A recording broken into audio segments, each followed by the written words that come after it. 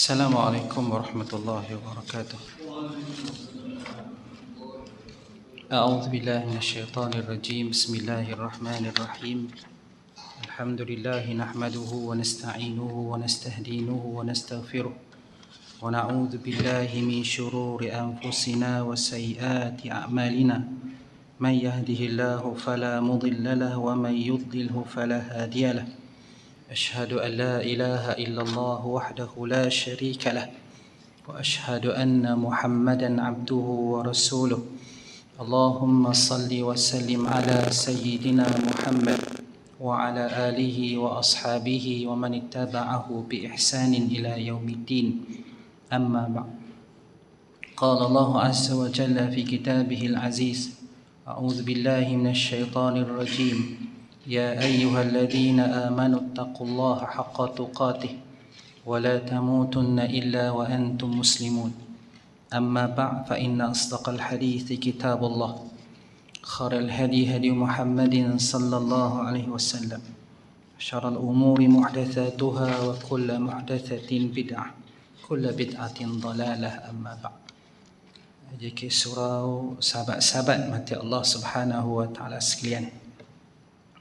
Pertamanya kesyukuran kita rafa'kan kepada Allah Subhanahu wa taala. Masih lagi kita berupaya diizinkan Allah Subhanahu wa taala untuk bersama menunaikan tanggungjawab dan seterusnya kita ingin mengulang kaji hadis-hadis Nabi sallallahu alaihi wasallam. Sahabat-sahabat mati Allah Subhanahu wa taala sekalian. Kita nak bincang sedikit berkaitan dengan perkara sekitar hadis Nabi sallallahu alaihi wasallam. Ya, walaupun ilmu ni ilmu yang mungkin kita akan jumpa di bilik-bilik kuliah, tapi kita cubalah untuk memahaminya apa yang dilakukan oleh para ulama terhadap hadis-hadis Nabi sallallahu alaihi wasallam. Macam mana sesuatu hadis tu boleh jadi sahih, macam mana sesuatu hadis tu boleh jadi dhaif, ya, boleh jadi gharib dan sebagainya. Setiap daripada hadis Nabi sallallahu alaihi wasallam dia mestilah memiliki rantaian para perawi. Ya, kita namakan sebagai rantaian para perawi. Apakah yang dimaksudkan dengan perawi? Perawi adalah orang yang meriwayatkan hadis ataupun mengambil hadis daripada gurunya, maka dia dinamakan sebagai perawi. Kalau tuan-tuan semua tengok buku surat sebelah tu, buku surat 2, ya, ada di situ wahaddatsana Abu Bakar ibni Abi Syaibah ولفظ له حدثنا محمد بن بشر وأبو أسامة بن نمير قالوا حدثنا عبيد الله النافع عن ابن عمر عن النبي صلى الله عليه وسلم. Itu semua dinamakan sebagai sanad, ya, salasilah perawi. Ada nama Abu Bakar ibni Abi Syaibah, ada nama Muhammad ibni Bishr, ada nama Abu Usama ibnu Numair, Ubaidillah, Nafi' ibnu Umar, dan juga ada Nabi sallallahu alaihi wasallam. Maka itu dinamakan sebagai rantaian perawi. Ya, itu dinamakan sebagai rantaian perawi. Okey, kita tengok nota kita balik. Rantaian para perawi hadis ini dinamakan sebagai sanad. Ya, dia dinamakan sebagai sanad dalam ilmu hadis Nabi sallallahu alaihi wasallam. Tuan-tuan pun pernah dengar kan, belajar hadis 40 nak ambil sanad, belajar Quran nak ambil sanad, ya, maknanya kita nak sampai kepada Rasulullah sallallahu alaihi wasallam. Kita baca Quran tu, kita nak ambil daripada guru kita ambil daripada gurunya sampai kepada gurunya, sampailah kepada Rasulullah sallallahu alaihi wasallam. Maka para perawi ini dinamakan sebagai sanad. Sanad penting, ya, sanad penting. Kerana sanadlah yang menentukan status sesuatu hadis. Bila tuan-tuan semua tengok balik hadis tadi, ya, yang ada nama-nama perawi itu, ataupun tuan-tuan tengok hadis yang bawah pun okey. Hadis 2179, haddatsana Qutaibah bin Sa'id akhbarana Abu Awanah wa qala Qutaibah aidan haddatsana Abdul Aziz. Semua sanad-sanad ni, semua nama-nama perawi inilah yang menyebabkan sesuatu hadis itu menjadi sahih ataupun tidak. Ya, menyebabkan sesuatu hadis itu sahih ataupun tidak. Kalau semua para perawi itu siqah, kita akan nyatakan nanti insya-Allah apa maksud siqah. Kalau semua para perawi siqah, maka hadis itu menjadi hadis yang sahih. Kalau ada seorang sahaja dhaif, maka hadis itu jadi hadis dhaif. Kalau ada seorang, semua siqah, ada seorang saja pemalsu hadis, maka hadis itu jadi hadis palsu. Ya, itu yang diletakkan oleh ulama. Kesahihan hadis Rasulullah sallallahu alaihi wasallam memerlukan kepada sanad yang sahih, perawi yang sahih. Kesahihan pada sanad tidak dapat diketahui kecuali melalui riwayat perawi yang menempati syarat-syaratnya. Nanti kita akan bincangkan nanti sedikit, setakat yang kita perlu sahaja. Ya, nanti kita akan bincangkan. Para ulama berusaha mengkaji sanad untuk menentukan status sesuatu hadis. Ya, mereka kaji siapa yang bawa hadis. Macam kita lah. Kalau kita jumpa, kalau kita dapat berita daripada seseorang, kita nak tahu siapa yang ambil berita ni, daripada mana dia dapat, dia tu orang yang dia percayai ataupun tidak, tentang dia berdusta, tentang dia menipu, maka kita perlu tahu siapa yang menyampaikan berita tersebut. Ya, asalnya berdasarkan kepada firman Allah Subhanahu wa taala dalam surah Al-Hujurat. Allah Subhanahu wa taala berfirman, ya ayyuhalladzina amanu in ja'akum fasiqun binaba'in fatabayyanu an tusibu qauman bijahalah fatusbihu ala ma fa'altum nadimin.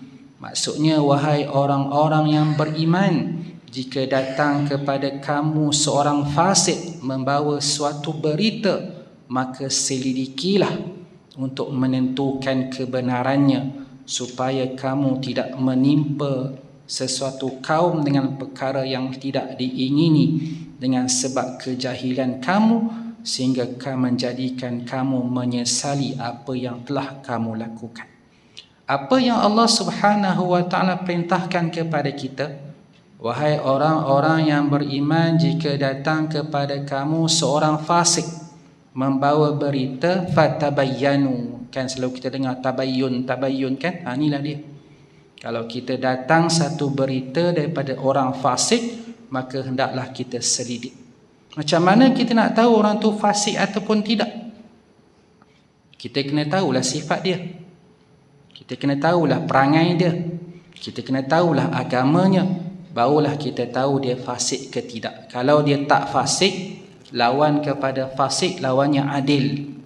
Kalau dia adil, tak apa, kita boleh ambil beritanya. Ni berita ya. Allah Subhanahu wa taala menyatakan bahawa kalau datang seorang fasik membawa satu berita, maka hendaklah kita selidik. Ni berita, maklumat. Apatah lagi kalaulah ia melibatkan agama. Ayat ini memerintahkan seluruh hamba Allah untuk mengetahui sumber kepada sesuatu berita. Siapa dia yang sampaikan? Fasik ke tidak? Boleh dipercayai ke tidak? Ya, adakah daripada sumber yang dipercayai ataupun tidak? Berita atau maklumat tentang agama lebih utama untuk diselidiki. Kalau hadis, kalau ada orang bagi tahu dia dengar Nabi sallallahu alaihi wasallam bersabda, maka ia lebih perlu, ia lebih mesti untuk kita selidik, sebab ia melibatkan agama, sebab ia melibatkan hadis Nabi sallallahu alaihi wasallam. Sebab itu para ulama dia kaji siapa yang membawa hadis, siapa yang meriwayatkan hadis, siapakah dia perawi. Ya, kalau perawi itu fasik, maka hadisnya menjadi hadis yang dhaif. Ya, kalau perawi itu adil, maka hadisnya mungkin hadis yang sahih. Okey, itu asas kenapa ulama mengkaji hadis. Kenapa nak kaji hadis ni? Penting ke? Ya, penting. Sebab orang boleh reka hadis. Orang boleh palsukan hadis. Betul ke ada hadis palsu? Wujud ke hadis palsu? Tu tengok selepas tu.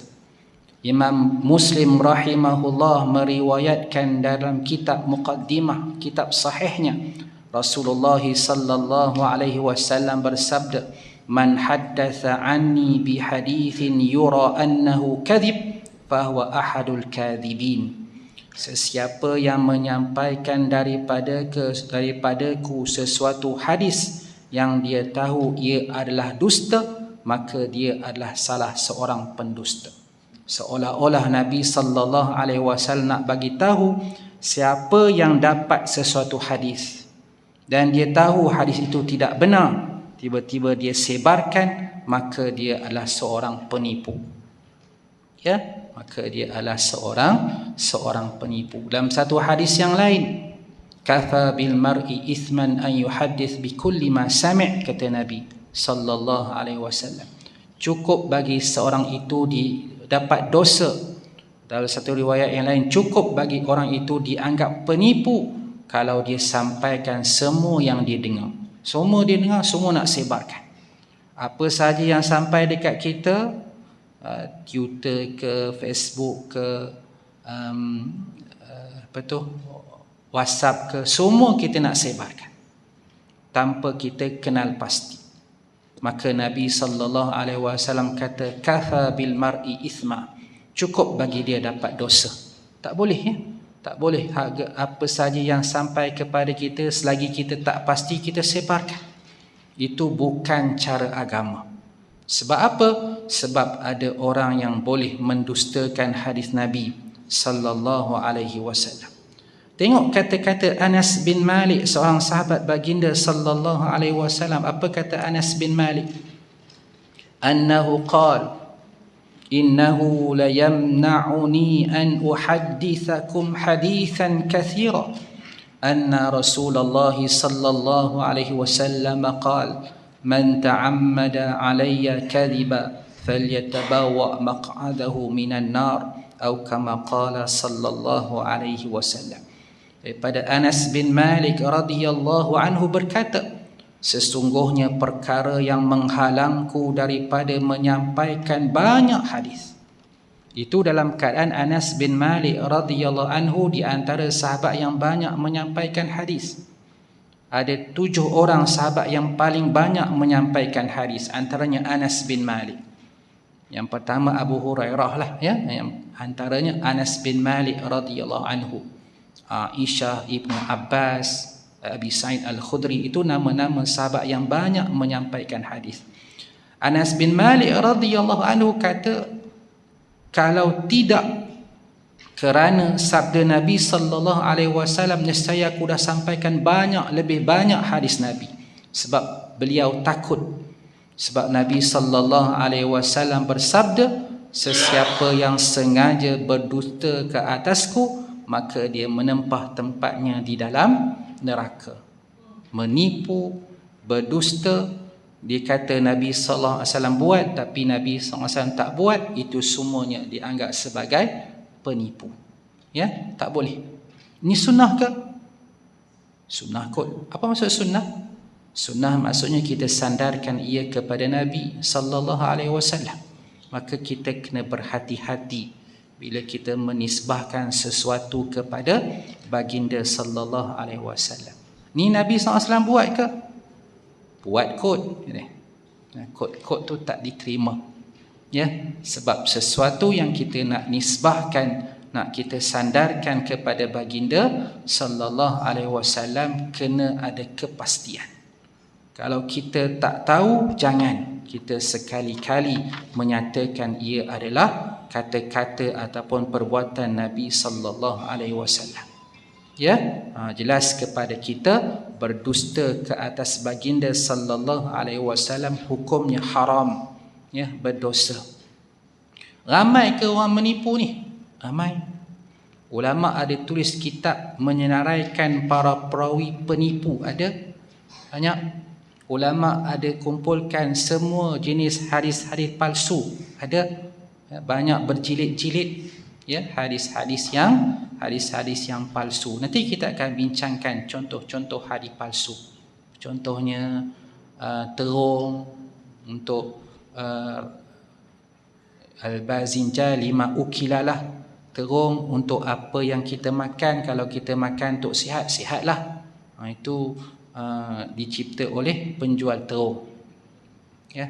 Ada hadis lain, contohnya banyak, ya, tapi ada juga hadis sahih. Ma'u zamzam lima syuribalah, itu sahih.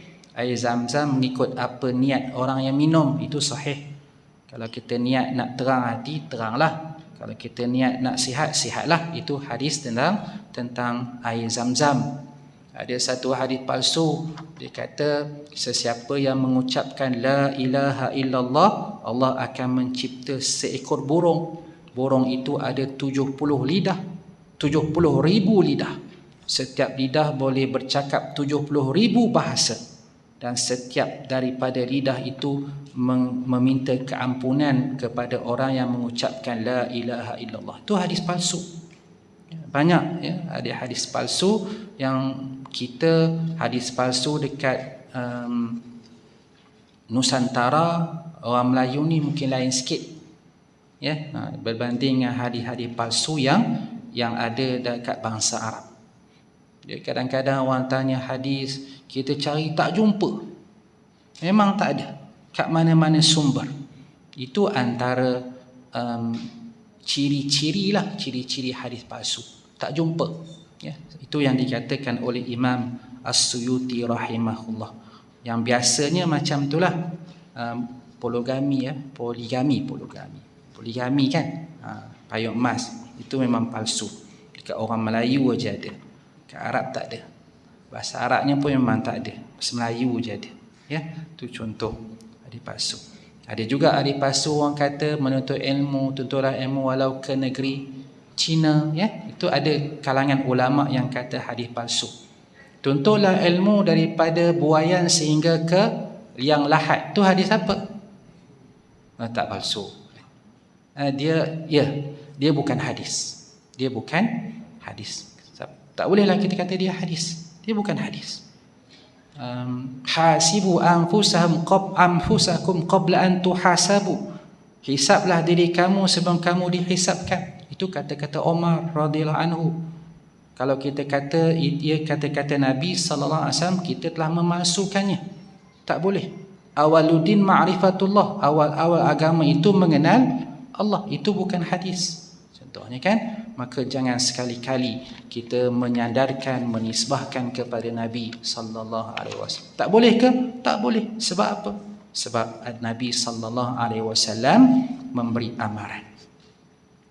An Abi Hurairah radhiyallahu anhu qala qala Rasulullah sallallahu alaihi wasallam yakunu fi akhir zaman dajjalun kadzabun ya'tunakum minal ahadith bima lam tasma'u antum wala aba'ukum fa iyyakum wa iyyahum la yudillunakum wa la yaftinunakum atau kama qala sallallahu alaihi wasallam. Imam Muslim meriwayatkan dengan sanadnya daripada Abu Hurairah radhiyallahu anhu, Rasulullah sallallahu alaihi wasallam bersabda, apa kata Nabi? Akan muncul di akhir zaman golongan dajjal. Dipanggil dajjal. Dajjal ni maksudnya orang jahat lah. Dajjalun, ramai dajjal, orang-orang yang jahat. Kadzabun, golongan pendusta. Kenapa Nabi sallallahu alaihi wasallam menyifatkan golongan ini sebagai dajjal, yang banyak buat kerosakan, kazab, yang banyak menipu? Kerana dia membawa kepada kamu sejumlah hadis-hadis yang tak pernah kamu dengar, tidak juga didengari oleh bapa dan datuk kamu. Ini kata Nabi sallallahu alaihi wasallam tentang kewujudan hadis-hadis yang palsu. Tak boleh ke? Ya, tak boleh. Kenapa? Kerana kalau ia hadis palsu, kita telah menyandarkan sesuatu yang palsu kepada agama. Ya, tak boleh. Hendaklah kamu berwaspada, kata Nabi sallallahu alaihi wasallam, dengan mereka agar mereka tidak menyesatkan kamu dan tidak menimbulkan fitnah kepada kamu.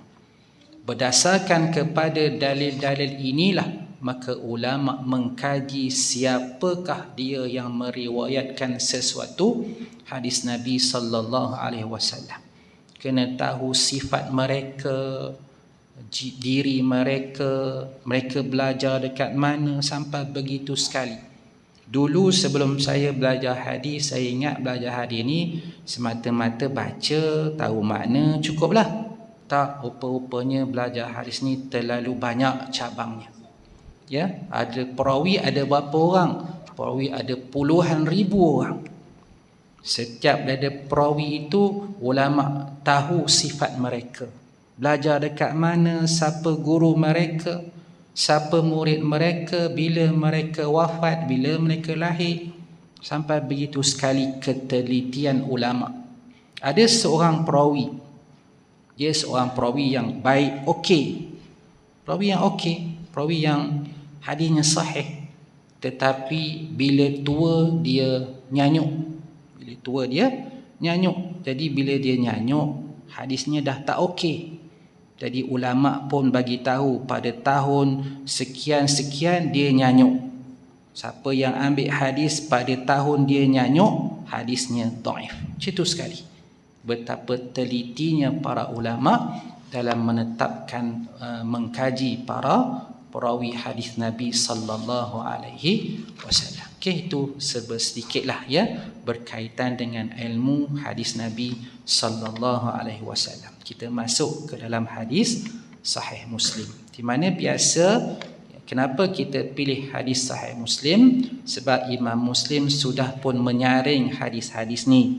Ya, para perawinya, para perawi yang siqah, yang dipercayai. Cuma kita baca dan kita nak fahamlah. Kita faham secara yang tepat berdasarkan kepada pandangan ulama. Okey, kita masuk kepada kitabus salam. Kitab salam ni maksudnya topik salam. Bab tahrim iqamatil insan min mawdi'ihi al-mubah alladhi sabaqa ilaih. Ya, bab pengharaman meminta manusia lain bangun dari tempat duduknya yang dia sudah mendahuluinya. Kita pernah bincangkan tentang bab 3 golongan ni, kita pernah bincangkan bab 3 golongan berkaitan dengan ilmu. Ada yang bila nampak majlis ilmu dia duduk cari tempat kosong, ada yang bila dia nampak majlis ilmu dia duduk belakang, ada yang bila nampak majlis ilmu dia lari pun ada. Itu kita dah bincangkan ya bulan lepas. Ni sambungannya. Okey, tentang minta orang lain bangun daripada tempat duduknya. Ni macam solat lah. Dia dah duduk situ solat, kita pun bangun-bangun, kita pun duduk situ. Nak kalau budak-budak, dia dah duduk dah situ, kita suruh dia bangun, kita nak duduk. Sama ada solat ke, sama ada dalam majlis-majlis ilmu ke, ya, dan sebagainya. Imam Muslim rahimahullah meriwayatkan hadis Nabi sallallahu alaihi wasallam dengan katanya, haddatsana Abu Bakar ibni Abi Shaybah wa lafdhu حدثنا محمد بن بشر وأبو أسامة بن نمير قالوا حدثنا عبيد الله النافع عن ابن عمر رضي الله عنهما قال لا يقيم الرجل من مقعده ثم يجلس فيه ولكن تفسحوا وتوسعوا أو كما قال صلى الله عليه وسلم. Imam Muslim rahimahullah meriwayatkan hadis Nabi sallallahu alaihi wasallam daripada gurunya Abu Bakar ibni Abi Shaybah. Itu saya tak masuk dalam terjemahannya, panjang. Saya terus kepada Ibnu Umar. Siapa dia Ibnu Umar? Ibnu Umar adalah sahabat Nabi sallallahu alaihi wasallam, kan, yang mendengar daripada Rasul sallallahu alaihi wasallam. Sahabat-sahabatlah. yang menyebarkan hadis-hadis Nabi sallallahu alaihi wasallam. Siapa pula yang dengar daripada sahabat? Murid mereka. Siapa dia? Tabi'in, ya. Itu kita akan lihat nanti. Nabi sallallahu alaihi wasallam bersabda, apa kata baginda sallallahu alaihi wasallam? Janganlah seorang lelaki meminta lelaki lain bangun daripada tempat duduknya, kemudian dia pula duduk di situ, tetapi jarakkanlah ruang dan luaskanlah, atau kama qala sallallahu alaihi wasallam. Hadis Nabi sallallahu alaihi wasallam ini adalah sebagai suatu larangan. Larangan apa? Larangan daripada seseorang meminta orang lain bangun daripada tempat duduknya. Di mana? Di dalam mana-mana majlis. Haram, ulama kata. Selagi mana tempat itu tempat yang harus, tempat yang semua orang boleh duduk, maka haram bagi seseorang itu menyebabkan orang lain bangun. Kita azan dulu kot, ya. Nanti kita sambung sikit lagi, insya-Allah. Okey, kita berhenti seketika. Qulu qawli hadza astaghfirullah li wa lakum. Assalamualaikum warahmatullahi wabarakatuh.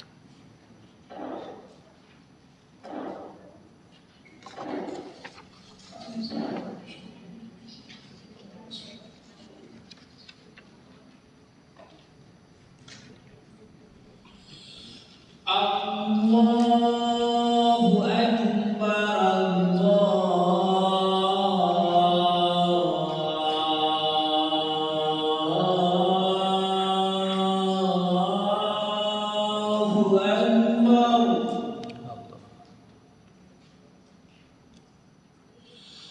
Allahu Akbar. Allahu Akbar.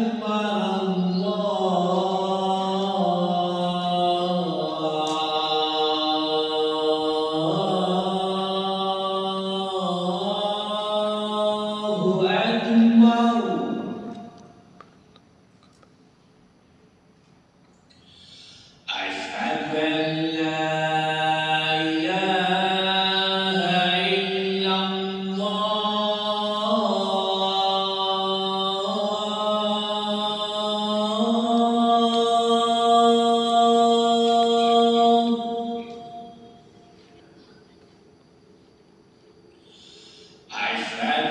ilaha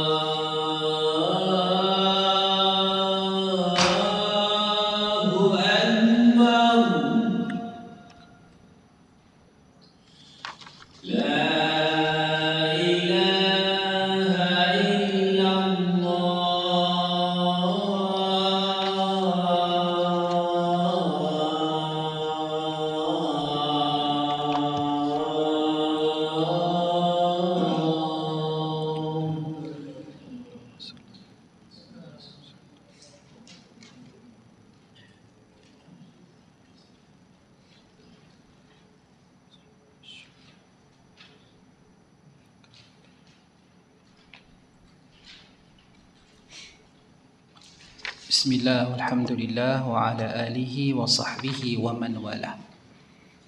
Ulama menyatakan bahawa hadis Nabi sallallahu alaihi wasallam ini suatu larangan kepada seseorang untuk meminta orang lain yang sudah pun duduk di satu tempat, sama ada dalam masjid atau sebagainya, sama ada hari Jumaat ataupun sebagainya, kerana tempat yang dia dah duduk, maka dia lebih berhak. Dilarang orang lain untuk meminta dia bangun, kecuali kata ulama jika tempat-tempat yang sudah dikhususkan. Contoh tempat untuk orang mengajar, ada tempat khusus untuk orang membaca Al-Quran, ya, maka tempat-tempat yang dah khusus ni dah dimaklumkan, tak mengapalah kalau kita meminta seseorang yang duduk untuk bangun. Itu jelas. Sehingga ulama cuma berbincang sama ada hukum kita minta orang bangun tu haram ke makruh. Imam Nawawi lebih memilih kepada ia adalah sesuatu yang haram. Nabi sallallahu alaihi wasallam kata, tetapi jarakkanlah ruang dan luaskanlah. Tafassahu wa tawassa'u. Kalaulah dah tak boleh nak suruh orang bangun, tapi apa penyelesaiannya?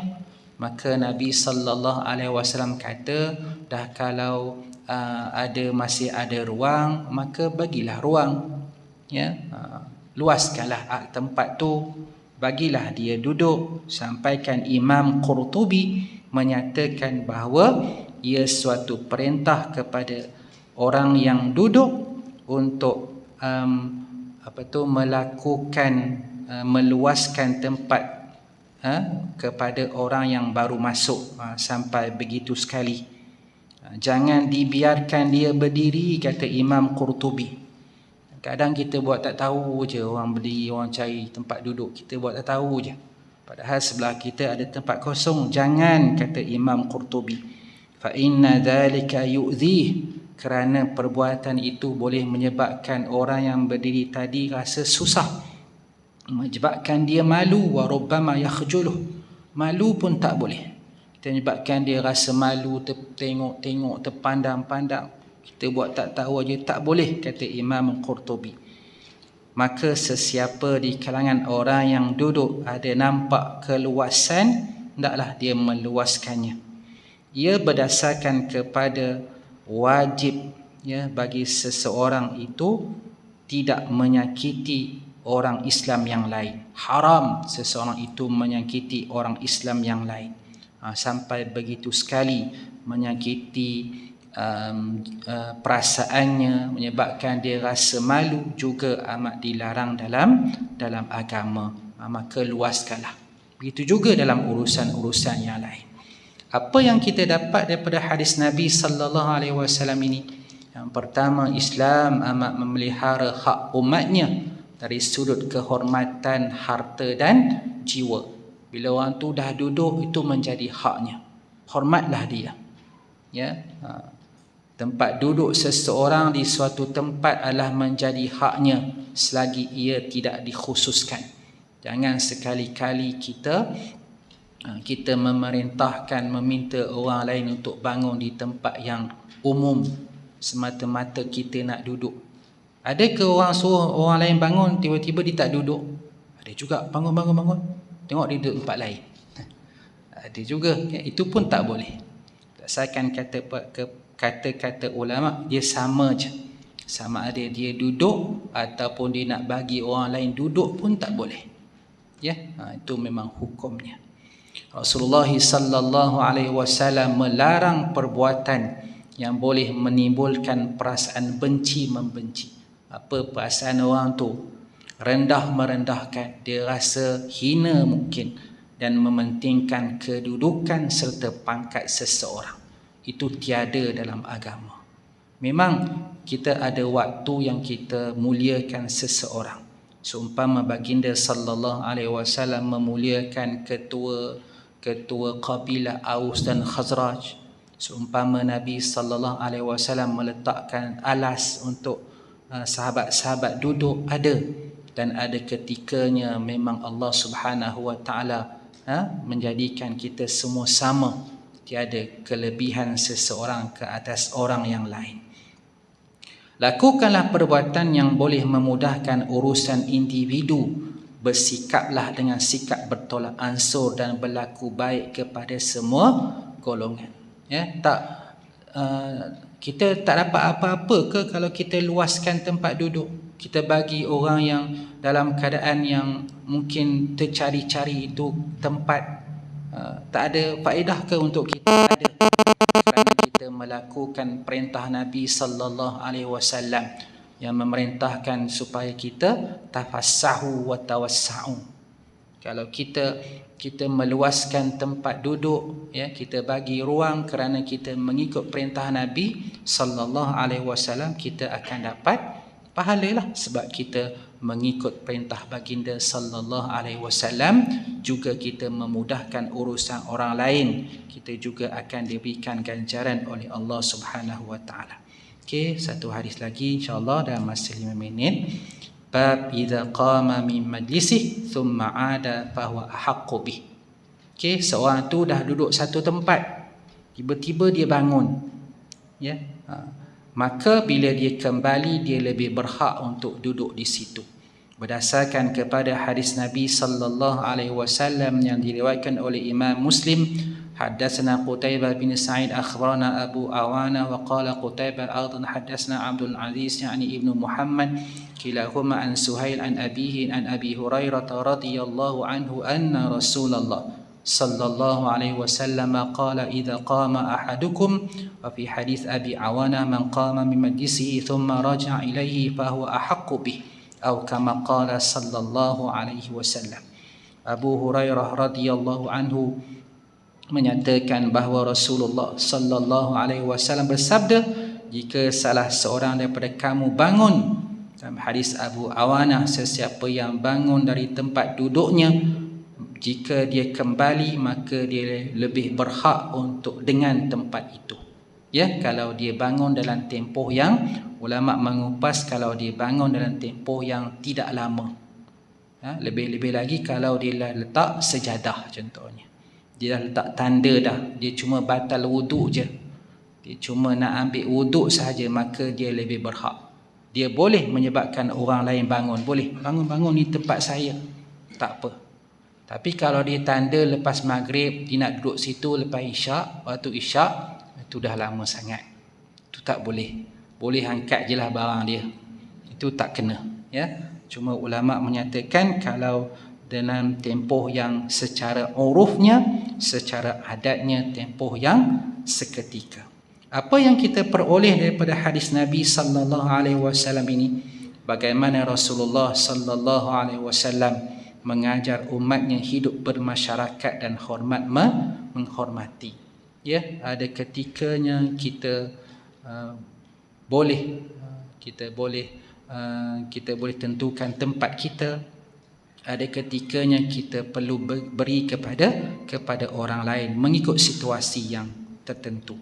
Islam tidak melarang perbuatan menentukan tempat selagi mana ia bukan bersifat kekal dalam suatu kawasan untuk mendirikan salat. Itu yang kita faham daripada hadis Nabi sallallahu alaihi wasallam ini dan huraian para ulama. Itulah sedikit yang dapat kita bincangkan. Hadis yang di bawah tu nantilah kita akan huraikan lagi insya-Allah. Kita akan lihat tajuk-tajuk yang sesuai berdasarkan apa yang disusun oleh Imam Muslim rahimahullah dalam kitab sahihnya. Itu saja yang dapat kita bincangkan. Segala baik kepada Allah Subhanahu wa taala, yang kurang dan kekurangan saya sendiri. Aqulu qawli hadza astaghfirullah li wa lakum. Wassalamu alaikum warahmatullahi wabarakatuh. A'udzu billahi minasyaitonir rajim. Bismillahirrahmanirrahim. Alhamdulillahi rabbil alamin wassalatu wassalamu ala asyrafil anbiya'i wal mursalin wa ala alihi wa sahbihi ajma'in. Allahumma ja'al jam'ana hadza jam'an marhuma wa tafarruqana min ba'dihi tafarruqan ma'suma wa la taj'al Allahumma fina wa la ma'ana ma yasma'una shaqiyan wa la matrudan wa la mahruma. Allahumma faqina fid din wa 'allimna ta'wil. Wassallallahu wasallam alaihi walhamdulillahi rabbil alamin. Taqabbalallahu minkum.